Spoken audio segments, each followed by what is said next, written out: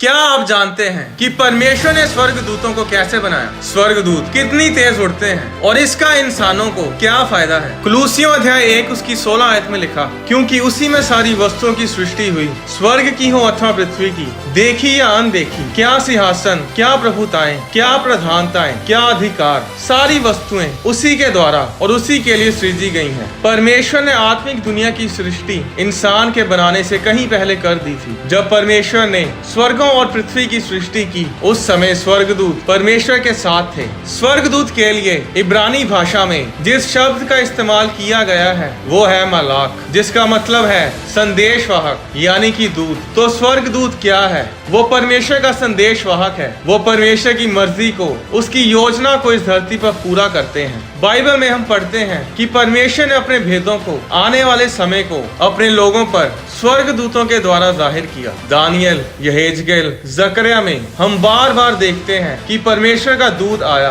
परमेश्वर के दूत ने दर्शन दिया और लोगों पर परमेश्वर की योजना, परमेश्वर की मर्जी को जाहिर किया। भजन संहिता अध्याय 104 उसकी 4 आयत में लिखा, परमेश्वर अपने दूतों को आत्माएं, अपने टहलुओं को धधकती आग बनाता है। स्वर्गदूत किस चीज के बने हैं? यहूदी रबी ये बताते हैं कि स्वर्गदूत 3 चीजों से बने हैं। पहला है श्वास यानी सांस, दूसरा है आग, तीसरा है रोशनी। उत्पत्ति अध्याय 2 उसकी 7 आयत में लिखा, तब यहोवा परमेश्वर ने आदम को भूमि की मिट्टी से रचा और उसके नथनों में जीवन का श्वास फूंक दिया और आदम जीवित प्राणी बन गया। आदम सिर्फ मिट्टी का पुतला ही था जब तक परमेश्वर ने अपनी सांस को उसमें फूंका नहीं। इब्रानी भाषा में श्वास यानी सांस के लिए जिस शब्द का इस्तेमाल किया गया है वो है रुआह, जिसका हिंदी में मतलब है हवा, आत्मा और सांस। 1 थिस्सलुनीकियों अध्याय 5 उसकी 23 आयत में लिखा, शांति का परमेश्वर आप ही तुम्हें पूरी रीति से पवित्र करे और तुम्हारी आत्मा और प्राण और देह हमारे प्रभु यीशु मसीह के आने तक पूरे पूरे और निर्दोष सुरक्षित रहे। ये वचन बताता है कि इंसान एक देह है, एक आत्मा है और एक प्राण है। नीति वचन अध्याय 20 उसकी 27 आयत में लिखा, मनुष्य की आत्मा यहोवा का दीपक है, वह मन की सब बातों की खोज करता है। मनुष्य की आत्मा वो चीज है जिसमें परमेश्वर की श्वास है, परमेश्वर की सांस है। आप जिंदा नहीं होते अगर आपके अंदर आत्मा नहीं होती। आपकी आत्मा परमेश्वर की सांस है और ये अमर है, ये नष्ट नहीं हो सकती, मर नहीं सकती, क्योंकि ये परमेश्वर में से निकली है। परमेश्वर ने स्वर्गदूतों को आत्माएं बनाया। शैतान पहले एक स्वर्गदूत था जो परमेश्वर की आराधना करता था और इसीलिए शैतान अमर है, वो मर नहीं सकता क्योंकि वो एक आत्मा है। इसके बारे में मैंने एक अलग वीडियो में बताया है कि परमेश्वर ने शैतान को क्यों नहीं मारा। अगर आपने वो वीडियो देखी है तो आपको ये वीडियो अच्छी तरह समझ आएगी। इन बातों को बताने का मकसद ये है कि मनुष्य की आत्मा भी अमर है, परमेश्वर उसे नष्ट नहीं करेगा क्योंकि वो परमेश्वर से निकली है और जो कुछ परमेश्वर से निकलता है वो अमर होता है। स्वर्गदूत रोशनी के बने होते हैं। जब जब स्वर्गदूत लोगों को नजर आए हैं वो हमेशा रोशनी से चमक रहे होते हैं। इतनी रोशनी उनमें से निकलती है कि लोग उनकी ओर देख नहीं पाते। प्रेरितों के काम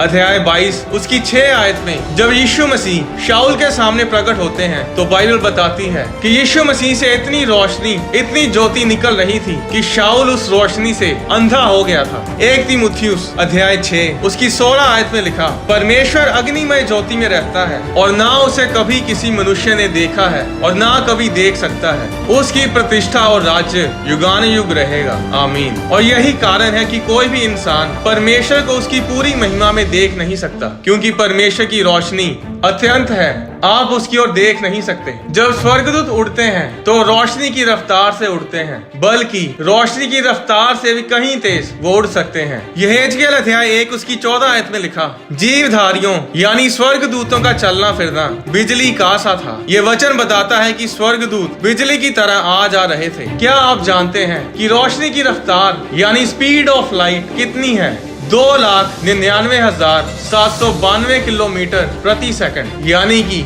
1 सेकंड में रोशनी की रफ्तार है 3 लाख किलोमीटर के करीब और पूरी धरती का घेरा है 40,000 किलोमीटर। इसका मतलब है कि अगर स्वर्गदूत जलंधर शहर से निकले और पूरी धरती का चक्कर लगाकर दोबारा जलंधर शहर पहुंचे तो वो 1 सेकंड में पूरी धरती के आसपास 7.5 चक्कर निकाल सकता है। इसका मतलब है कि मायने नहीं करता कि आपका स्वर्गदूत कौन सी असाइनमेंट, कौन सा काम करने गया है, या वो कौन से देश या कौन से शहर में आपके रास्तों को, आपकी यात्रा के इंतजामों को करने गया है। अगर मुसीबत आप तक पहुंचना चाहती है या दुश्मन आप पर हमला करना चाहता है, तो उस मुसीबत के पहुंचने से भी कहीं पहले आपका स्वर्गदूत आपके साथ आपकी सुरक्षा के लिए खड़ा होगा। इतने सुरक्षित हैं आप। मैंने इस वीडियो की शुरुआत में कहा था कि स्वर्गदूत कितनी तेज उड़ते हैं और इसका इंसानों को क्या फायदा है, तो अब आप समझ गए होंगे। भजन संहिता अध्याय 91 उसकी 11 आयत में लिखा, परमेश्वर अपने दूतों को तेरे निमित्त आज्ञा देगा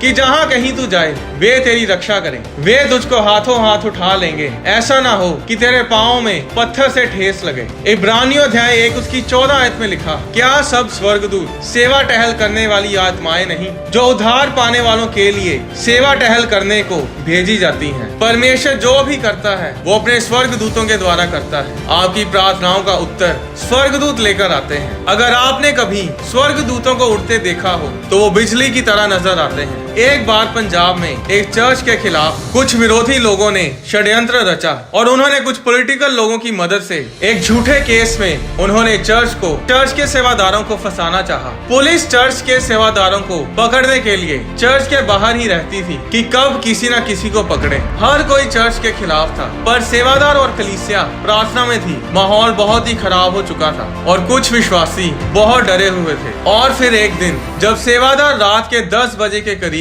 चर्च की जमीन में प्रार्थना कर रहे थे, तो अचानक कुछ लोगों ने आकाश में स्वर्गदूतों को देखा जो बिजली की तरह चर्च के ऊपर और आसपास उड़ रहे थे। वो पूरी तरह तो नजर नहीं आ रहे थे, पर उनके पंख नजर आ रहे थे और वो बिजली की तरह इधर उधर आ जा रहे थे। जब कैमरामैन कैमरा लेकर आए तब तक तो वो नजर आना बंद हो चुके थे। वो इस दृश्य को कैमरे में तो कैद नहीं कर पाए, पर उस दिन जो सेवादार डरे हुए थे वो उस डर से आजाद हो गए और सब आनंद मनाने लगे और परमेश्वर की महिमा करने लगे, क्योंकि चाहे उस दिन उनके साथ कोई नहीं था और सब खिलाफ थे, पर यहोवा परमेश्वर उनके साथ था। परमेश्वर के दूत उनके साथ थे। इससे पहले कि अराम के राजा की सेना अलीशा और उसके सेवक को आकर घेरती, उससे कहीं पहले परमेश्वर के दूतों की सेना अलीशा की रक्षा के लिए उसे घेरे हुए थी, क्योंकि बाइबल में भजन संहिता में लिखा कि यहोवा का दूत उसके डरवैयों के चारों ओर छावनी किए रहता है। परमेश्वर ने अपने दूतों को भेजा और पतरस को उस बंदी गृह से छुड़ाया। आप जहां मर्जी हो, दुनिया के किसी भी कोने में क्यों ना हो, अगर आप प्रार्थना करने वाले व्यक्ति हैं, अगर आप परमेश्वर की योजना को, परमेश्वर के काम को पूरा करने वाले व्यक्ति हैं, तो दुनिया की कोई भी ताकत आपको नीचा नहीं कर सकती। कोई भी बंधन आप पर हावी नहीं हो सकता। अगर आप बड़े ध्यान से प्रेरितों के काम अध्याय 12 उसकी 6 आयत को पढ़ें तो उसमें लिखा, जब हेरोदेस पतरस को लोगों के सामने लाने को था तो उसी रात पतरस 2 जंजीरों से बंधा हुआ 2 सिपाहियों के बीच में सो रहा था और पहरुए द्वार पर बंदी गृह की रखवाली कर रहे थे। क्या आप जानते हैं कि अगले दिन हेरोदेस पतरस को मारने वाला था, पर फिर भी पतरस बंदी गृह में आराम से सो रहा था। ऐसा कैसे हो सकता है कि एक बंदा जो जेल में है, जिसे अगले दिन फांसी या किसी भी तरीके से मारा जाना है, वो आराम से जेल में गहरी नींद सो रहा हो। वो इतनी गहरी नींद में था कि स्वर्गदूत के आने पर भी वो सोया रहा। जब स्वर्गदूत आया तो लिखा है कि उस जेल में रोशनी चमकी, पर फिर भी पतरस सोया रहा। स्वर्गदूत को उसकी पसली पर मारकर उसे जगाना पड़ा। वो स्वर्गदूत चोरी चोरी धीरे धीरे कोई स्कीम लगाकर नहीं आया था कि चुपके से पतरस को मैं बाहर ले जाऊंगा। वो सबके सामने, पूरी जेल में सिपाहियों के सामने आ खड़ा हुआ, और तो और वो पतरस को उठाकर कहता है कि तैयार हो जा, हमें अभी निकलना है। वो स्वर्गदूत इंतजार करता है कि पतरस तैयार हो जाए। पतरस के हाथों से इतनी भारी और बड़ी जंजीरें खुलकर नीचे गिरती हैं, जिसकी आवाज तो आती है, पर सिपाही उसे सुन नहीं पाते, ना ही वो पतरस और स्वर्गदूत को देख पाते हैं। वो बड़े आराम से कितने ही दरवाजों और सिपाहियों के सामने से उस जेल से बाहर निकल आते हैं। आज भी बड़े फन्ने खा खड़े होते हैं, चर्च के खिलाफ षड्यंत्र रचते हैं, परमेश्वर के दासों के खिलाफ, मसीही लोगों के खिलाफ खड़े हो जाते हैं, उन्हें सताते हैं, उन्हें जेलों में डलवाने के लिए षड्यंत्र रचते हैं। पर वो ये नहीं जानते कि हमारा परमेश्वर शांति का राजकुमार है। हम पतरस की तरह मुसीबतों और परीक्षाओं में परमेश्वर पर भरोसा रखते हुए आराम करते हैं। आज तक बहुत लोगों ने अभिषिक्त परमेश्वर के दासों के खिलाफ बहुत षड्यंत्र रचे, पर कोई भी उनका एक भी बाल बांका नहीं कर पाया, क्योंकि परमेश्वर उनके साथ रहता है। परमेश्वर के दूत उनकी सुरक्षा के लिए उन्हें चारों ओर से घेरे रहते हैं। क्या आप जानते हैं कि परमेश्वर का आत्मा एलिया को एक जगह से दूसरी जगह उठाकर ले जाता था। प्रेरितों के काम अध्याय 8 उसकी 39 आयत में प्रभु का आत्मा फिलिपुस को उठा ले गया और वो खोजे को नजर नहीं आया। बाइबल बताती है कि फिलिपुस गायब होकर कहीं और चला गया और परमेश्वर का आत्मा उसे अशदोद तक ले आया। जिस जगह से फिलिपुस को परमेश्वर का आत्मा उठा ले गया था, वहाँ से अशदोद तक का रास्ता 55 किलोमीटर का है। 55 किलोमीटर का रास्ता उसने 1 सेकंड में तय किया। 40 आयत में लिखा, और फिलिपुस अशदोद में आ निकला और जब तक कैसरिया में ना पहुंचा तब तक नगर नगर सुसमाचार सुनाता गया। फिलिपुस वहां पहुंचकर बंटे नहीं खेल रहा था, ना ही पबजी खेल रहा था, ना ही आवारा लोगों के साथ ऐश प्रस्ती कर रहा था। वो रास्ते में जाता जाता सुसमाचार सुनाता गया। रास्ते में जाता जाता ही एक खोजे को बपतिस्मा दे गया। ऐसे बहुत से वचन बाइबल में हैं और बहुत बड़े बड़े आश्चर्य काम परमेश्वर ने अपने लोगों के जीवनों में किए हैं। परमेश्वर अपनी सामर्थ और आशीष आपके काम के हिसाब से देता है जो आप परमेश्वर के लिए करते हैं। परमेश्वर अपने दासों को गायब करके एक जगह से दूसरी जगह उन्हें मशहूर करने के लिए नहीं ले गया, ना ही किसी को इम्प्रेस करने के लिए ले गया था। ऐसा इसीलिए हुआ क्योंकि उस समय सुसमाचार प्रचार करने के लिए कोई साधन नहीं था, कोई टीवी नहीं था, कोई रेडियो नहीं था, कोई इंटरनेट नहीं था, आने जाने के लिए तेज गाड़ियां नहीं थी, हवाई जहाज नहीं थे। और परमेश्वर ने उन लोगों की जरूरत के हिसाब से उन्हें आशीषित किया, उन्हें ऊंचा किया, उन्हें सामर्थ से भरा और बड़े बड़े काम परमेश्वर ने उनके जीवनों में और उनके द्वारा किए। अगर परमेश्वर का काम करने के लिए आपको हवाई जहाज की जरूरत है तो परमेश्वर आपको देगा। अगर परमेश्वर के काम को सपोर्ट करने के लिए आपको बिजनेस चाहिए तो परमेश्वर आपको देगा।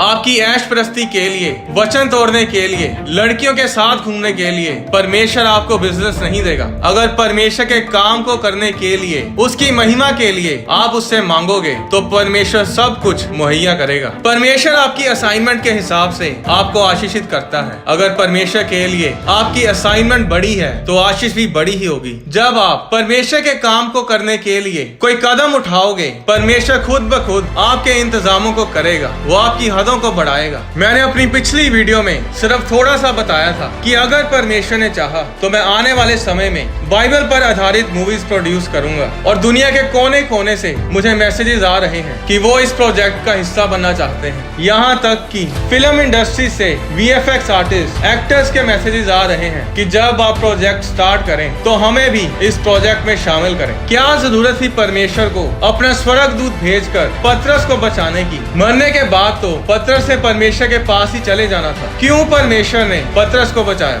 क्योंकि परमेश्वर को पतरस की जरूरत थी इस धरती पर कामों को करने की और इसीलिए पतरस आजाद किया गया। आज क्यों परमेश्वर आपको आजाद करे? क्या आप परमेश्वर के कामों को कर रहे हैं? क्या आप चर्च में किसी सेवा को कर रहे हैं? क्या आप विधवाओं और गरीब बच्चों की सहायता करते हैं? अब बोलने को तो बहुत कुछ है, सब बातें मैं इस वीडियो में बता नहीं पाऊंगा। परमेश्वर चाहता है आप लंबी उम्र जिए ताकि आप परमेश्वर के कामों को कर सके। स्वर्ग दूतों के बारे में इतनी वीडियोस को बनाने का मेरा मकसद ये है कि आपको पता चले कि आप अकेले नहीं हैं। परमेश्वर की सेना, परमेश्वर के स्वर्ग दूत आपके साथ हैं, आपकी सहायता के लिए, आपकी सुरक्षा के लिए। एक बार परमेश्वर के कामों के लिए कदम उठाकर तो देखो। क्या आप जानते हैं कि सबसे पहली चीज जो परमेश्वर ने बाइबल में कही वो है उजाला हो, लेट देयर बी लाइट। और आज लड़ाई भी रोशनी और अंधकार ही की है। अगर आप अपने परिवार में पहलोठे हैं, अगर आप अपने परिवार में सबसे बड़े हैं, तो याद रखें कि शैतान हमेशा आप पर हमला करने की कोशिश करेगा। इसलिए प्रार्थना में बढ़े।